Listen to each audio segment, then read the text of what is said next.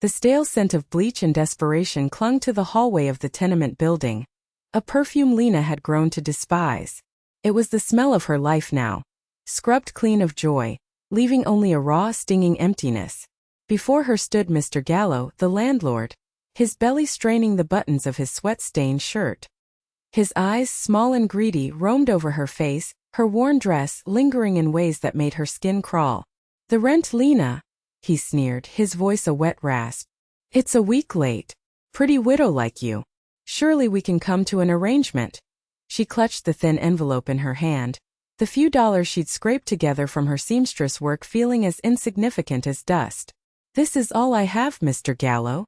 I'll have the rest next Friday." Her voice was steady, a small hard stone of dignity in the river of her fear. He laughed, a foul sound that echoed in the cramped space. He snatched the envelope, riffled through it and scoffed. "This is an insult." He took a step closer, crowding her against her own door. "I'm a patient man, but you're trying my patience. Maybe you need a reminder of who's in charge here." Before she could react, the back of his hand cracked across her cheek. The sound was sharp, ugly. Pain flared, hot and shocking. But it was the humiliation that stole her breath. Her eyes watered, but she refused to let the tears fall. She would not give him that. Across the street, parked in the deep shadows of an alley, a man watched the pathetic drama unfold. Rocco the Shadow Bastone sat in the back of his armored sedan, the engine a low, predatory purr. He was not meant to be here. This was a forgotten corner of his empire, a slum he owned on paper but never graced with his presence. He'd been passing through when he saw the confrontation. He saw the woman, the defiant tilt of her chin, the fire in her eyes even as they swam with unshed tears, the way her spine remained ramrod straight. And then he saw the slap. The world for Rocco Bastone went silent. The city noise, the hum of his car, the breathing of his driver, it all vanished. There was only the image of that pig's hand striking that proud, beautiful face. A cold, black rage and emotion he kept chained deep within him broke its leash. It was a possessive, territorial fury that stunned him with its intensity. He hadn't felt anything like it in years. He didn't know her name. He didn't know her story. But in that instant, a single, immutable truth forged itself in the fires of his soul. She was his. And the man who had dared to touch her was already dead. He just didn't know it yet. Rocco's command was a whisper, a sliver of ice in the heated car. "Silvio, deal with the landlord. Make it memorable. And find out everything about her." His consigliere Silvio, a man whose face was a roadmap of loyalty and quiet violence, simply nodded. He knew that tone. It was the sound that preceded funerals. Within the hour, Mr. Gallo was gone. His sudden and permanent eviction from the world of the living a matter of quiet, brutal efficiency. Lena was still inside her apartment, the stinging on her cheek a dull throb, when a knock, firm and resonant, echoed on her door. It was nothing like Gallo's greasy rap. This was a sound of authority. Peeking through the peephole, she saw a man who seemed to absorb the dim hallway light. He was tall, dressed in a suit so exquisitely tailored it seemed alien in this decaying building. His face was a masterpiece of harsh lines and stark beauty, marred by a faint silvery scar that cut through one eyebrow, giving him a look of permanent, dangerous contemplation. It was the man from the car. She hadn't realized she'd been watched. Fear, cold and sharp, pierced through her anger. She opened the door a crack, the safety chain pulled taut. "What do you want?" He didn't try to force his way in. His eyes, the color of storm clouds, met hers. "My name is Rocco. There has been a change in management for this building. Mr. Gallo will no longer be bothering you." The finality in his voice was chilling. "I own it now. Your rent is forgiven." Indefinitely Lena stared, suspicion warring with a desperate sliver of hope. Men like this didn't exist in her world, and when they did, they were predators of a different, more lethal breed than Gallo. "Nothing is free," she said, her voice tight. "What is your price?" A ghost of a smile touched his lips, a fascinating, terrifying sight. "Peace of mind," he said, his voice a low velvet rumble. "And your safety. Consider it." An investment. He held out a crisp business card. It bore only a name, Rocco Bastone, and a number. "If you need anything, you call. If anyone bothers you, you call. You are under my protection now." He didn't wait for an answer. He turned and walked away, his presence lingering like the scent of expensive cologne and ozone after a lightning strike. Lena closed the door, her heart hammering against her ribs. She looked at the card, then at her reflection in the small, cracked mirror by the door. The red mark on her cheek stood out against her pale skin. She was no longer just a desperate widow. She was something else now. She was a protected woman. And she had the terrible feeling that her gilded cage had just been locked from the outside. The following days were surreal. The leaky faucet in her kitchen was fixed by a silent, efficient plumber. The flickering lights in the hallway were replaced. A bag of fresh groceries filled with things she couldn't afford like ripe figs and artisan bread appeared on her doorstep each morning. She was a ghost in her own life, tended to by unseen hands. Every kindness felt like another bar on her cage. She knew he was watching. She could feel his gaze like a physical touch, a weight on her shoulders when she walked to the market, a whisper in the quiet of her lonely apartment. Then he came again. This time he brought a single white rose, its petals so perfect they seemed carved from ivory. He offered it to her, and she hesitated before taking it, her fingers brushing his. A jolt sharp and electric shot up her arm. A thing of beauty should not be in a place of decay, he said, his eyes sweeping over her small, clean but threadbare apartment. Nor should you. This is my home, she retorted, her chin lifting. She would not be made to feel ashamed. A home should be a sanctuary, not a prison, he countered softly. Tell me your name, Lena, she said, the word a challenge. Lena, he repeated, tasting the name. It means light. Fitting. He stepped closer, and she had to fight the instinct to retreat. His presence was overwhelming, a force of nature contained in a bespoke suit. I know you are afraid, piccola colomba, he murmured, his use of the Italian endearment, little dove, both intimate and possessive. You have no reason to be. No one will harm you again. I have given my word. Your word, she scoffed, a spark of her old fire returning. And what is that worth? I don't know you. His eyes darkened, the storm clouds gathering. In my world, Lena, my word is the only thing that is worth anything. It is the difference between life and death. He reached out, his thumb gently tracing the fading bruise on her cheek. His touch was surprisingly gentle, a stark contrast to the palpable power radiating from him. And I have decreed that you will live. Beautifully. He left as suddenly as he arrived, leaving her with the scent of rose and danger, her heart a wild bird beating against the bars of her ribs. She was his protected prize, his little dove, and she was beginning to understand that the Shadow King's protection was its own kind of beautiful, terrifying captivity. In the opulent, wood-paneled office of his villa, where shadows clung to the corners like loyal sentinels, Rocco nursed a glass of amber liquid. Silvio stood before him, his expression grim. Rocco, this is a mistake, the old consigliere said, his voice heavy with concern. The families are talking. They see this woman, this distraction. They smell weakness. Rocco swirled the whiskey, watching the light fracture through the crystal. She is not a weakness. Anything that takes your focus from our business is a weakness, Silvio pressed, his loyalty warring with his fear for the man he considered a son. A woman like that, from that world, she is not for us. She is a vulnerability, a target. Your enemies will not hesitate to use her against you. Rocco's jaw tightened. Then they will die. His cousin Vincenzo entered without knocking, a predatory smirk plastered on his face. He was Rocco's underboss, a man whose ambition was a poorly veiled poison. Cousin, Vincenzo began, his tone slick with false camaraderie. Silvio is right to worry. The Tavianis are making noise on the docks. They say the Shadow King is too busy playing with his new pet to notice them biting at our ankles. The insult hung in the air, thick and venomous.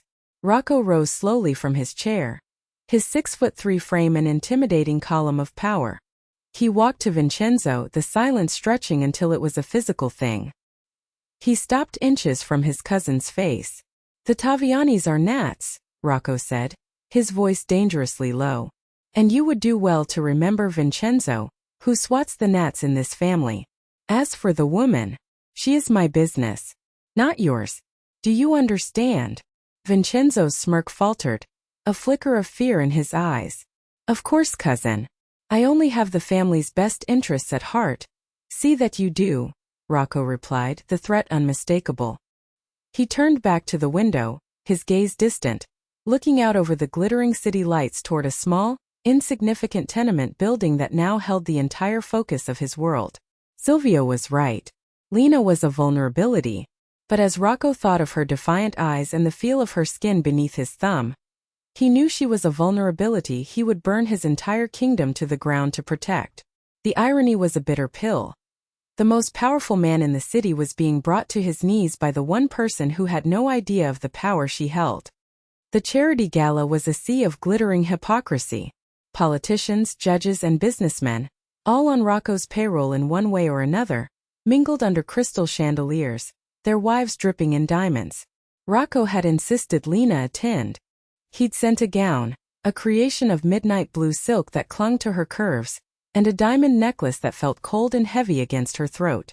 She felt like a prized doll on display, a testament to his power and possession.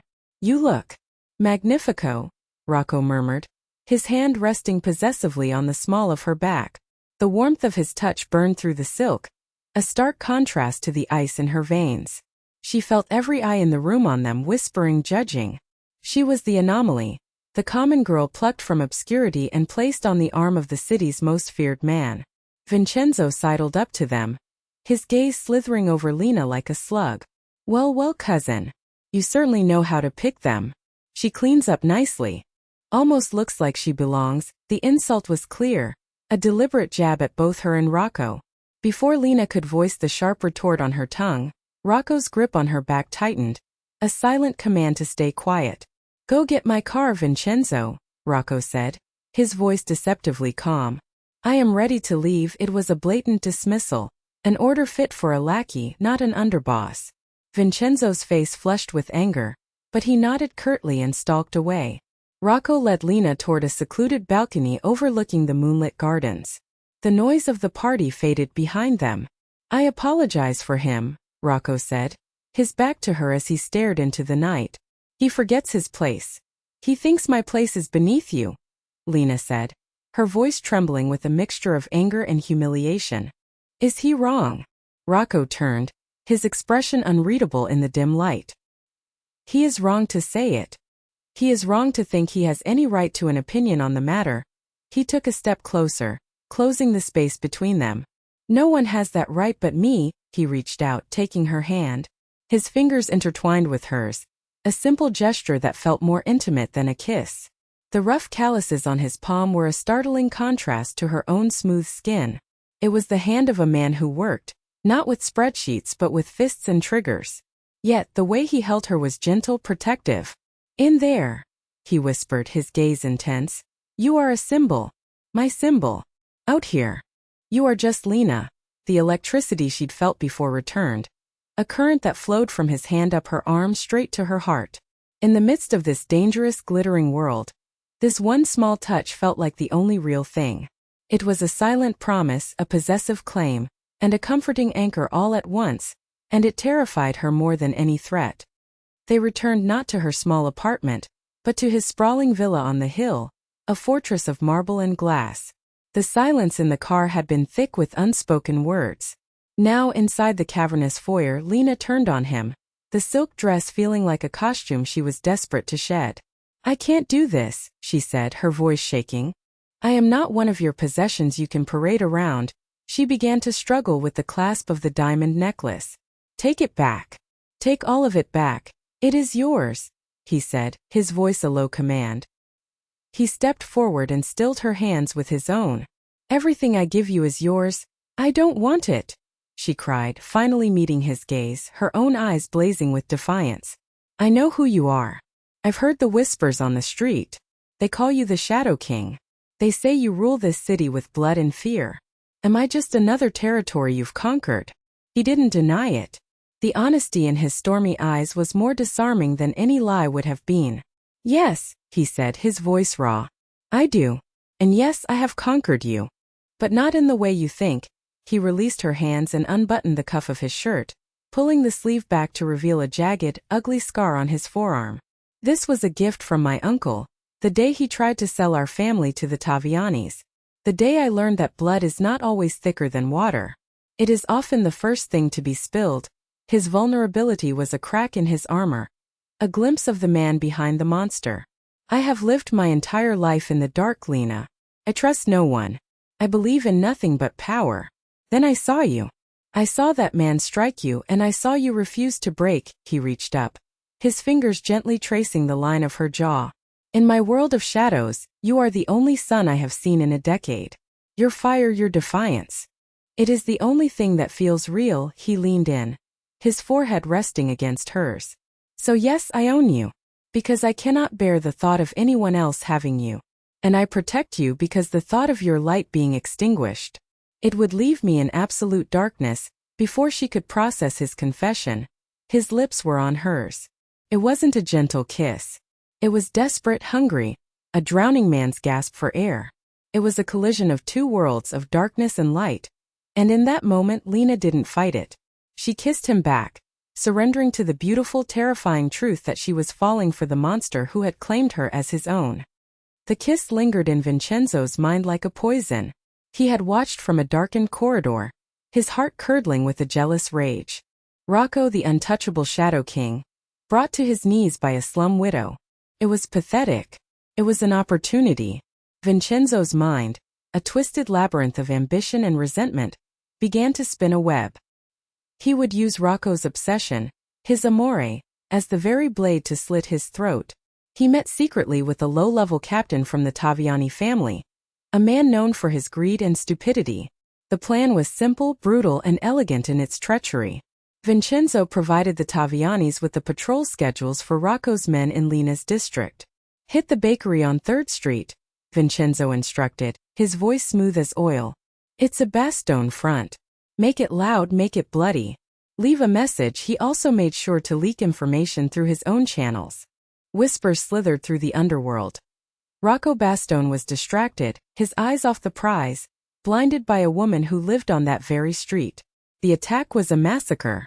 2 of Rocco's men were killed. The bakery owner, a man who had paid fealty to the Bastognes for 20 years, was executed in the street. The message was clear. The Bastogne territory was vulnerable. The Shadow King's grip was slipping. The violence was a direct consequence of Rocco's interest in Lena. Her neighborhood had been attacked because of him.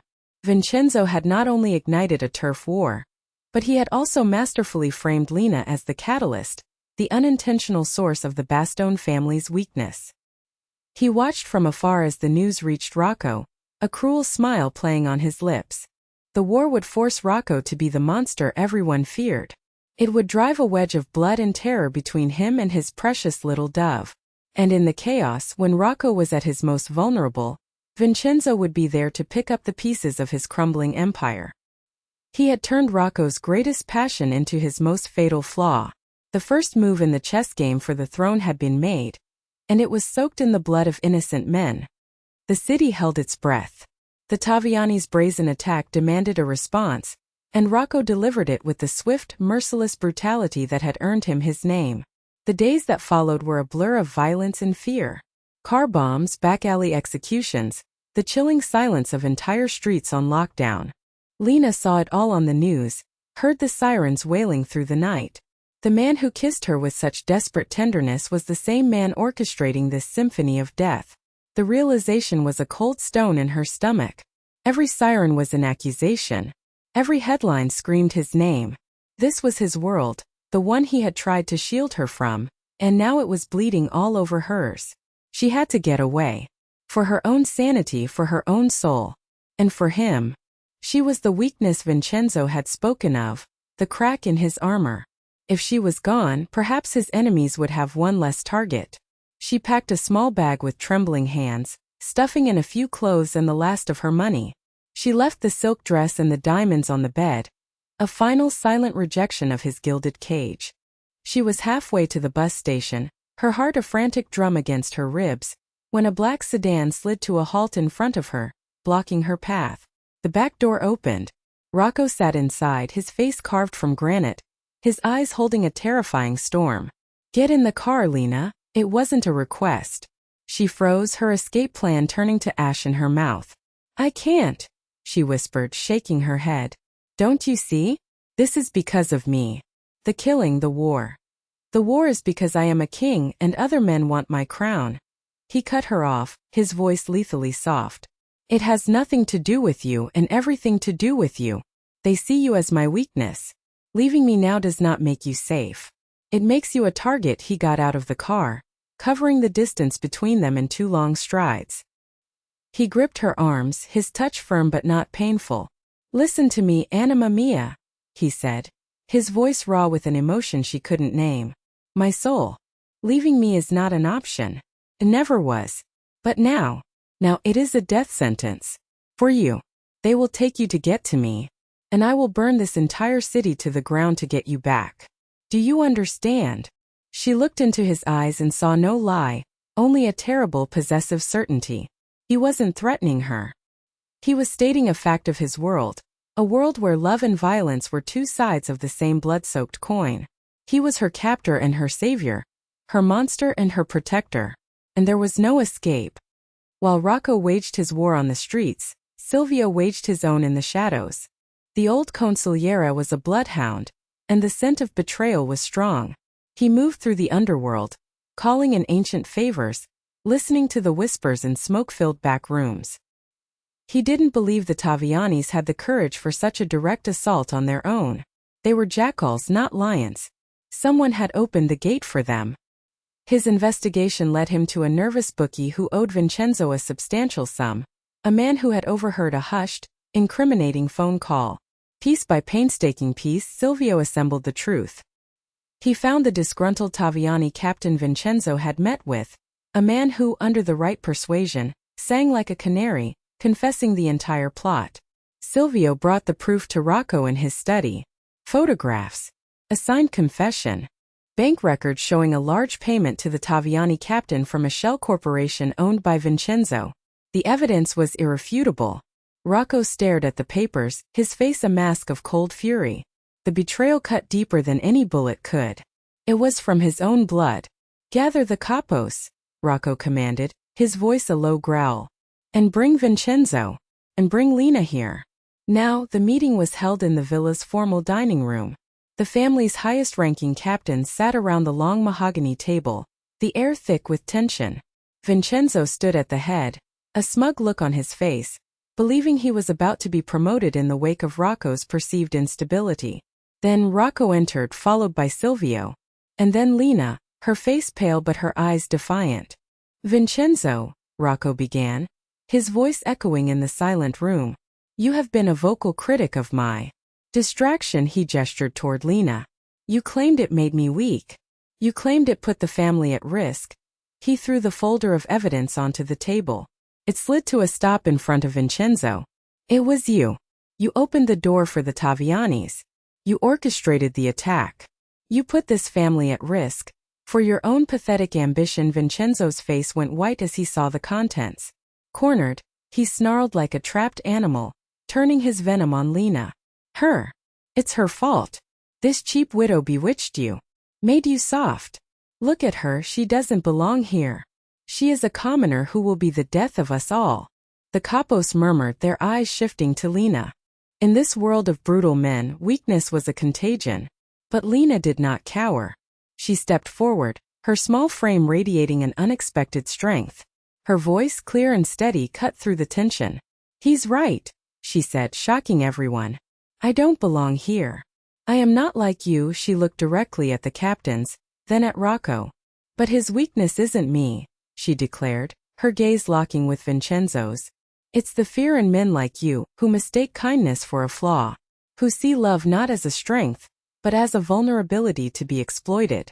Rocco's strength is that he can rule this world and still feel something real. That is a power you will never understand. A stunned silence fell over the room. Rocco looked at her, and for the first time, the capos saw something other than the Shadow King. They saw a man looking at his queen. He had made his choice. He slowly walked to his cousin. Traditor, he whispered. Traitor. The verdict was delivered. Justice, according to the family's brutal code, was swift and final. The war ended as quickly as it began. With Vincenzo's treachery exposed and the Taviani's plot revealed, their family crumbled from within. Rocco's rule was no longer just secure. It was absolute, forged anew in fire and loyalty. He brought Lena back to the villa, but this time it did not feel like a cage. The armed guards at the gate felt less like her jailers and more like a shield. The opulence of the house was no longer a symbol of her captivity, but the backdrop to their new reality. He had changed. The darkness was still there, a permanent part of him, but it no longer consumed him.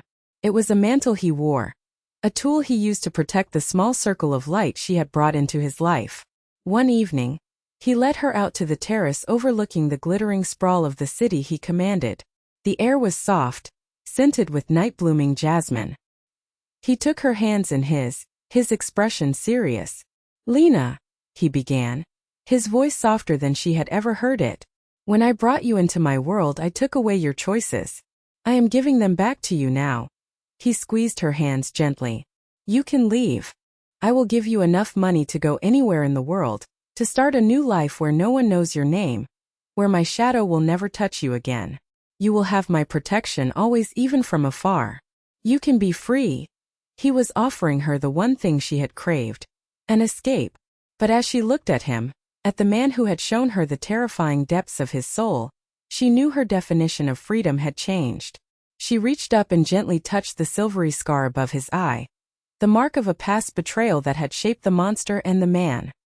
His eyes closed at her touch. "Shadows need light to exist, Rocco," she whispered, her voice thick with emotion.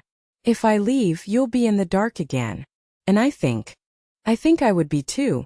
A slow smile spread across his face, a genuine breathtaking smile that reached his stormy eyes and filled them with the light she had put there. He pulled her into his arms, burying his face in her hair. "Anima mia," he murmured against her skin. They stood there for a long time, a king and his queen, a monster and his light, having found their own brutal, beautiful peace in a kingdom built on shadows but ruled by two hearts. So let me ask you, can a mafia boss's heart, a heart encased in violence and betrayal, truly survive true love? Or does that love simply become the most beautiful weapon in his arsenal? Tell me your thoughts in the comments below. Share this story if you believe in a love that conquers all. And don't forget to tell us about a time love made you stronger.